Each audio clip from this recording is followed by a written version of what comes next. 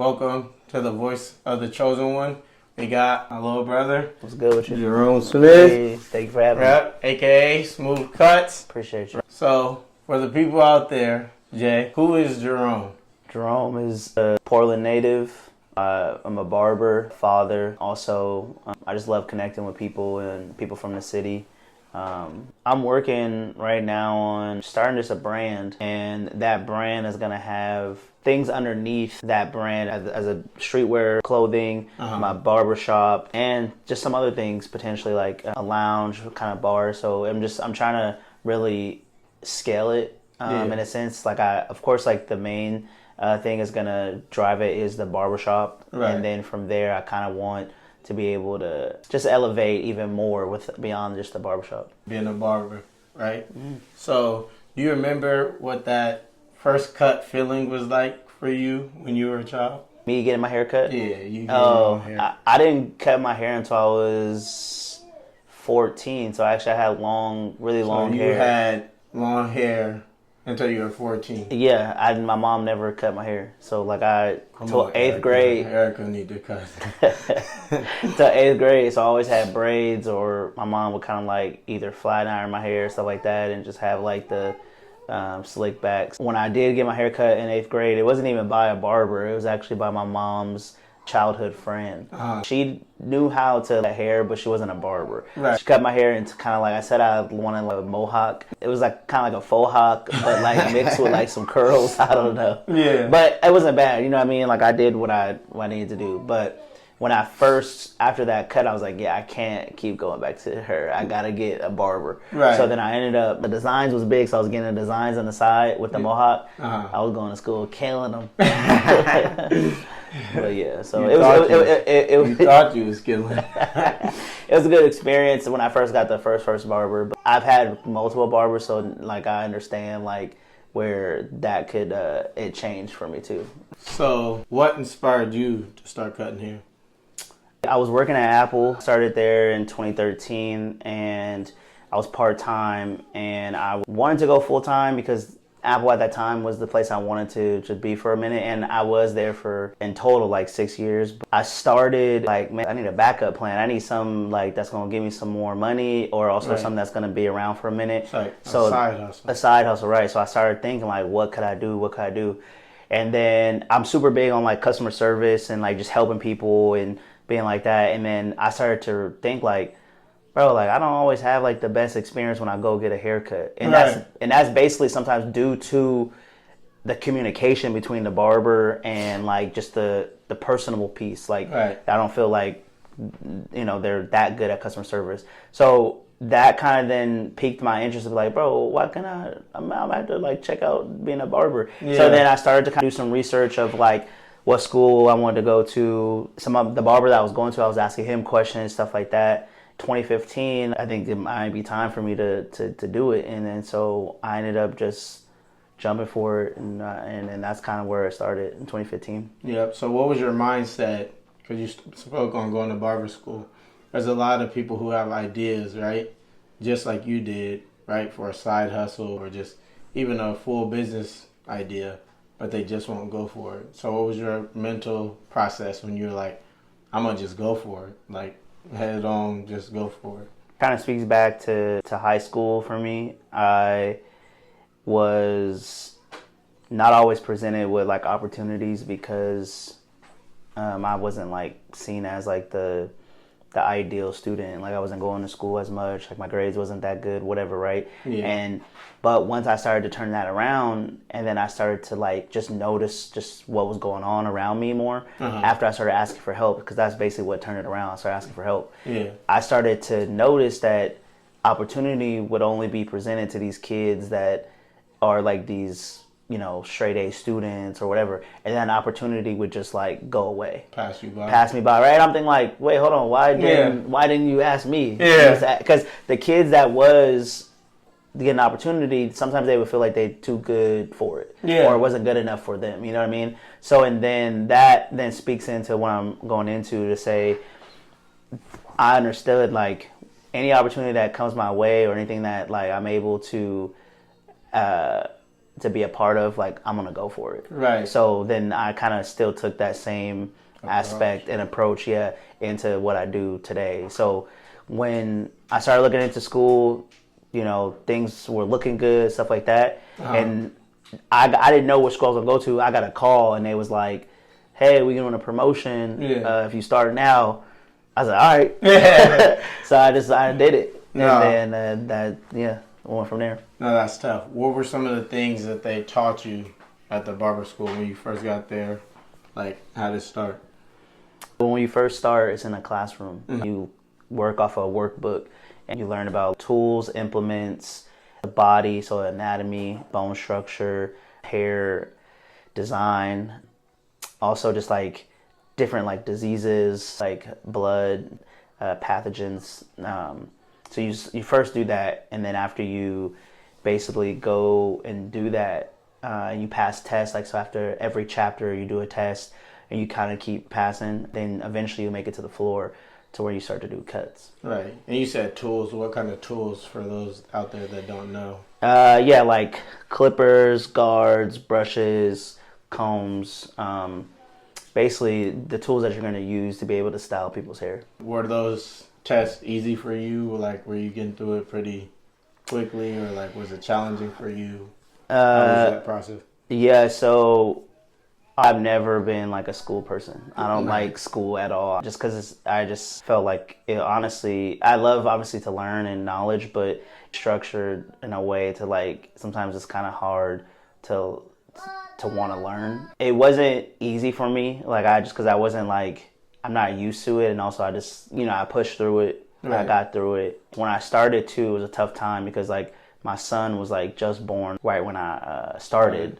So I had to pivot, and I was working full time. So at that time I got actually full time at Apple. So I was working full time and going to school like part time. And then so it definitely was a little bit of a challenge, but I got through it. So kind of doing shortcuts, doing like fading and lining up. I didn't really want to kind of do like longer cuts. Right.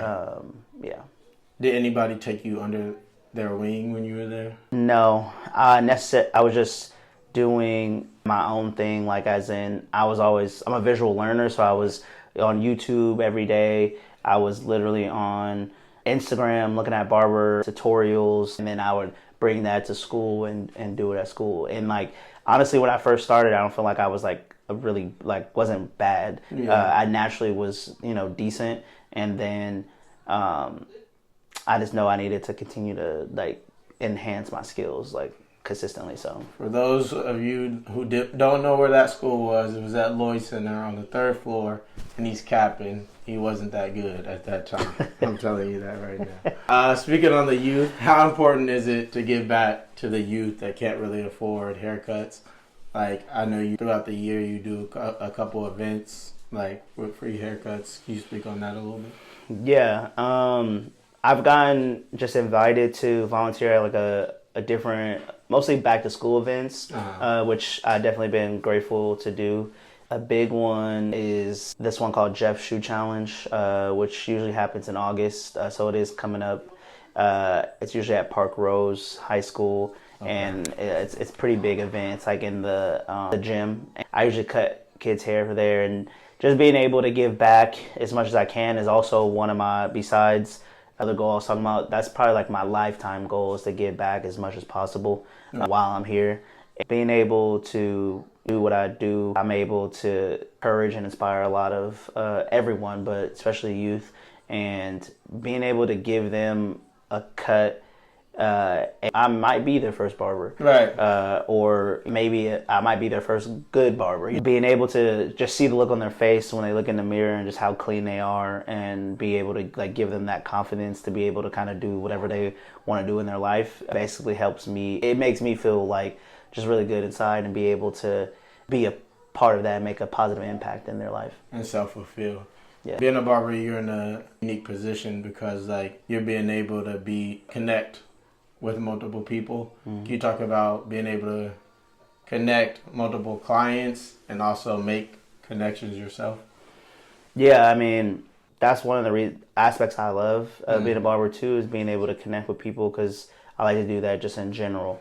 So being able to have a skill to where I can be able to connect with people just about anything. And honestly, I meet so many different people and learn so much from them as well, from either what they're doing or like their life skills or experiences. And so that's great. And then on the other hand, I'm able to learn about these people and what they do, and like I was saying, and be able to be like, oh, I got a client that does this, like, oh, y'all should talk or y'all should connect. So there's been a lot of good things that have came out of that for myself and my clients. And that's what's up.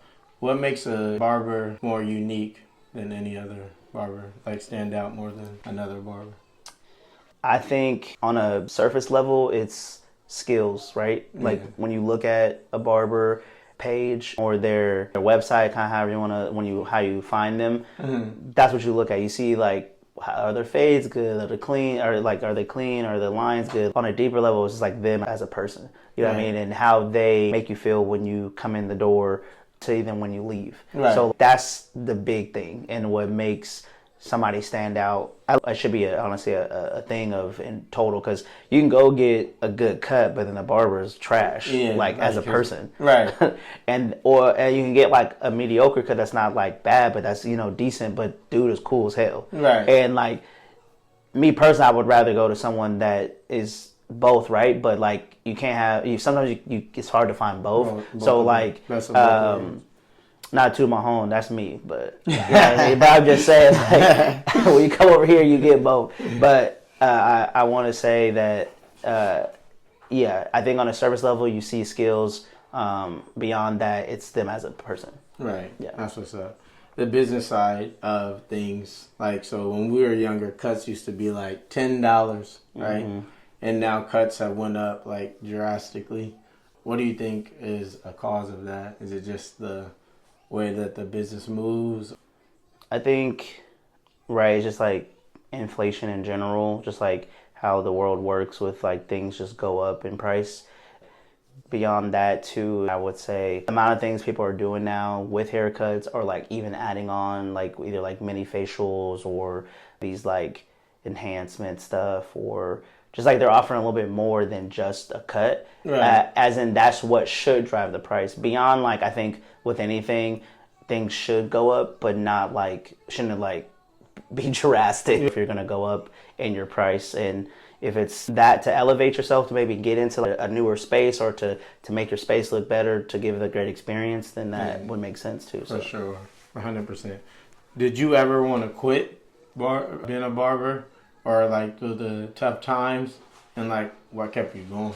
I think working in general, no one really wants to work. Right. And like, but especially under somebody else. Yeah, exactly. So being able to find basically a profession that I actually became a passion now that I love. It's really not work for me. It's really, I don't see it as it. I see it as me to really be able to connect with people and be able to give back. I would say initially, no, I haven't been like I wanted to quit, but I also didn't see it as like my main thing. Right. It started off as the side, but now it became into like my main thing, and which now it's like, okay, now this is my passion. This is what I want to do. But that's why I'm also kind of wanting to create that brand to tie other things into, things that I love, and make it a collective success. And then just one thing. That's pretty cool. What advice would you have for any young barbers out there starting? Any that's in school, any that's cutting in the garage, any that's cutting in their house? You want to make sure that, you're well-rounded. Right. So asking for feedback, never stop learning, and just continue to try to like just elevate like your space to give the best experience to the customer. I appreciate that. Hey, make sure you listen to everything that he said, from the business side to all the advice that he gave. I appreciate you being here, Jay. Yeah. It's my little brother. Come see him. Smooth Cuts on Instagram. He's good. He's authentic. And you have a great experience.